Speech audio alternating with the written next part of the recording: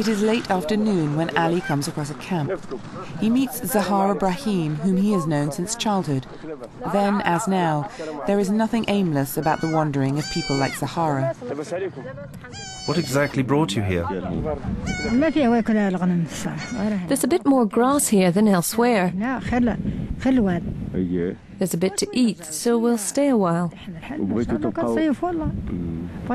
definitely stay here for the summer. So, is it better here for the livestock? Yes, it's better here. How much livestock do you have?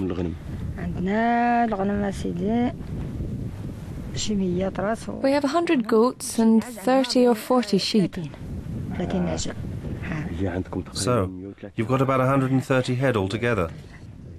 Yes, 130, including the newborn. Who looks after the livestock?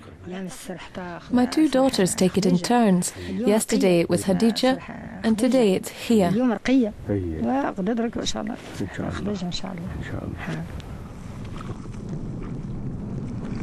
Zahar Ibrahim and her family walked for days to bring their animals to graze on these small green patches which appear miraculously in the desert.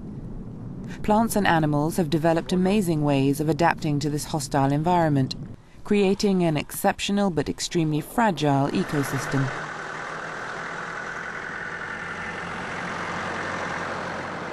Today, all-terrain vehicles mean there is no part of the Sahara that is out of bounds. The Paris-Dakar rally has inspired thousands of tourists to go off-road. After the grass has been crushed by a four-wheel drive vehicle, it will take decades for the vegetation to recover. These tourists have little or no knowledge of the havoc they are wreaking on the desert ecosystem and on the lives of the nomads who depend upon it. As far as I'm concerned, this desert tourism is threatening the way of life of the nomads. It's damaging the desert environment and threatening all the species of life in the desert. It's the predator of nomadism. I've uncles and aunts in this region, and it takes me 3 or 4 days to find them every time I come, because they've fled certain areas.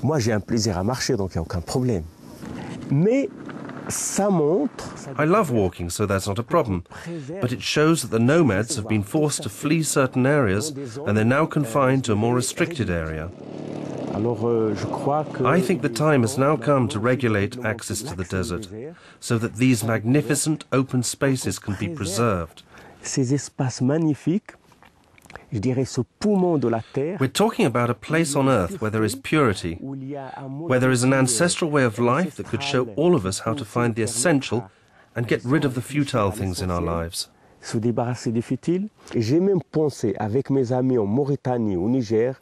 With my friends in Mauritania, Niger and Mali, I've even thought about creating a desert charter. There should be nature reserves without fences but regulated. In these reserves, organized rallies and any type of motorized event should be banned. But I wouldn't go as far as banning all motorized vehicles. It is essential that the countries concerned develop a form of ecotourism specific to the desert. I don't mean that everybody has to travel on foot, but there should be some respect for the desert. We should be inspired by those who have lived here for centuries, even thousands of years, and we should follow their example and respect the desert. I'm inspired by them, and it gives me such happiness to share their way of life. That's all I have to say.